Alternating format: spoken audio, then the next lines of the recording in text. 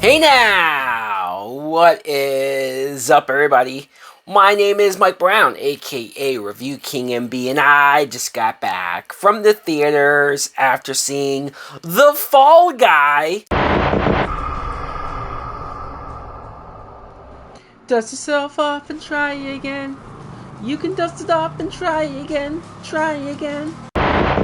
The Fall Guy is a 2024 film that was directed by David Leitch, and I originally had plans on seeing this actually before Friday. Like, I wanted to see it right when it was coming out, and then plans changed. Life happened, and so I didn't get a chance to see it this past weekend. I had to wait a few days.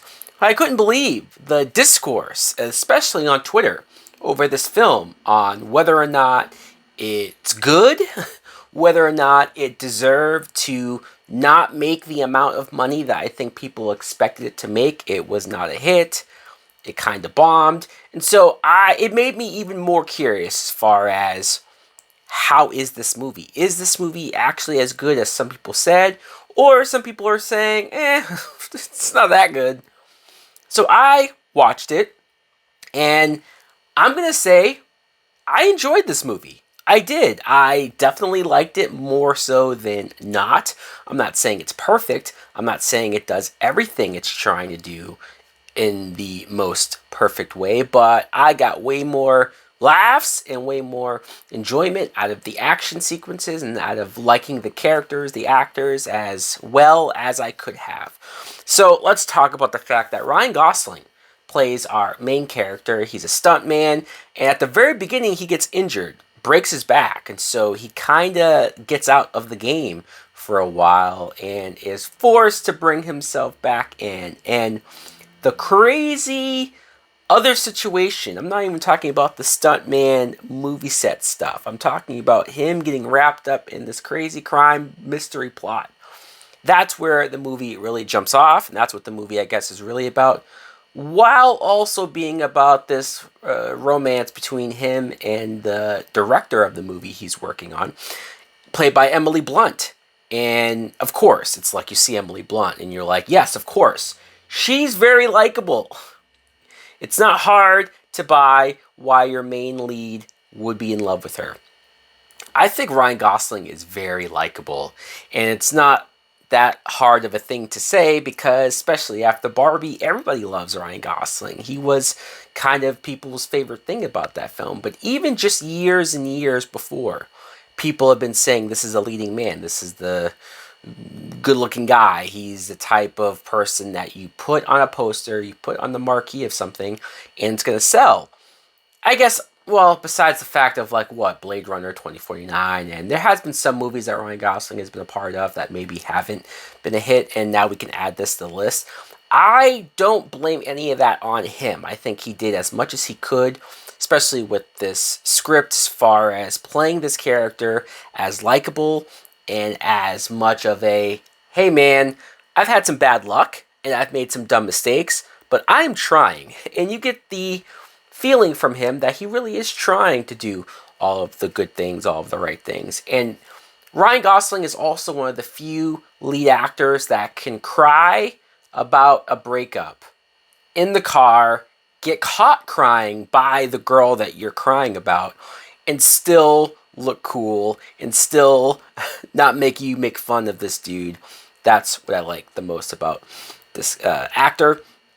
Emily Blunt, like I said, is beautiful, of course, but I like the fact that she was the person in charge of the set and the one who kind of had this idea of this wacky sci-fi movie that she was making. Whenever they showed clips of what the movie that she was making was, I got super Dune vibe from it. And I don't know if that was on purpose, but yeah, it definitely seemed along those lines. Aaron Taylor Johnson, let's talk about some of the other cast. He plays the main actor. He's kind of the Tom Cruise of the film, although actually not really, because Tom Cruise in real life does all his own stunts, right? So Aaron Taylor Johnson doesn't do any of his stunts, and so that's why Ryan Gosling comes on. And Aaron Taylor Johnson does a great job of being a complete douchebag asshole actor who's full of himself and just expects everything to sort of revolve around him. He's playing an actor.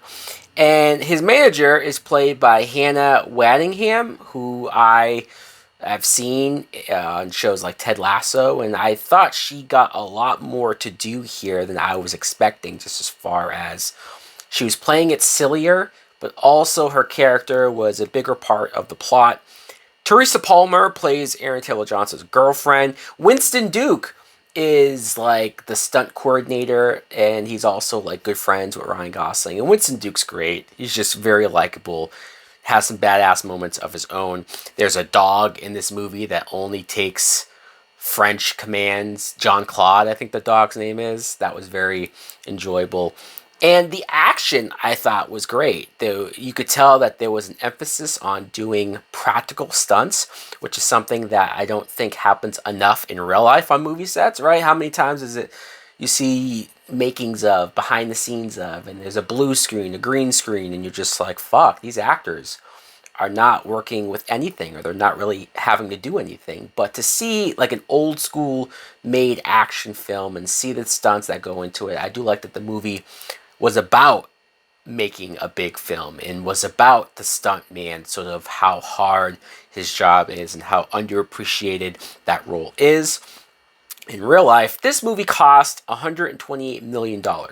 That's actually a lot. I mean, when you watch the film, I'm not saying I don't see that on screen, but fuck, it sounds like a lot.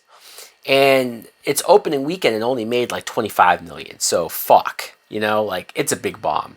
And that sucks because honestly, I do think that the movie's quality does not deserve to be that much of a bomb. I do think this movie does deserve to have been seen in the theater, especially. If you want to talk about why did it bomb, what are some of the reasons why it bombed? Yeah, you have some people saying the movie theater experience, the fact that it's super expensive. I saw this in Dolby. Trust me, it's not cheap to go out and see these movies, especially in the highest quality, the biggest theaters that you can. Also, you can argue that just people, audiences in general, suck. I've ranted and raved plenty of other videos about how bad theater experiences I've had just from other people. So that's true. You could also argue that streaming, you have so many things available streaming-wise. There's so many shows and movies that I'm behind on because there's so many that comes out between Netflix and Prime and just Hulu. So many things that's like, there's so much to watch. You don't necessarily need to rush out if you don't think you have to.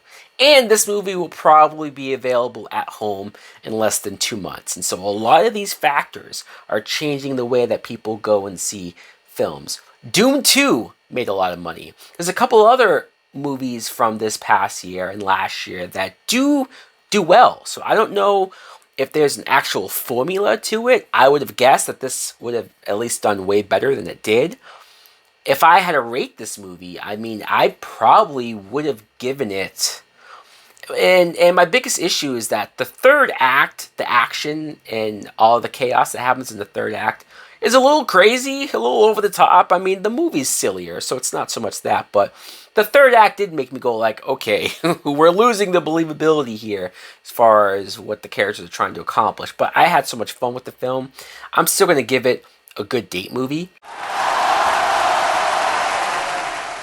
So guys, let me know in the comments below if you too have seen The Fall Guy. Did you like it? Or are you surprised that it bombed the way that it did? Did you not go to see it for any of the reasons that people aren't going to the theaters anymore? And yeah, it's a shame, because you don't want to see films that actually have some effort and some care and some fun put into it to do bad. I don't know how you limit that, mitigate that. Maybe just the budgets are too high now. Maybe we have to make some changes as far as that goes. Comic book movies are seeing a huge decline. It's happening. We need to make some changes. I don't know what the clear-cut answer is. Thanks for watching. Like, comment, subscribe. Later!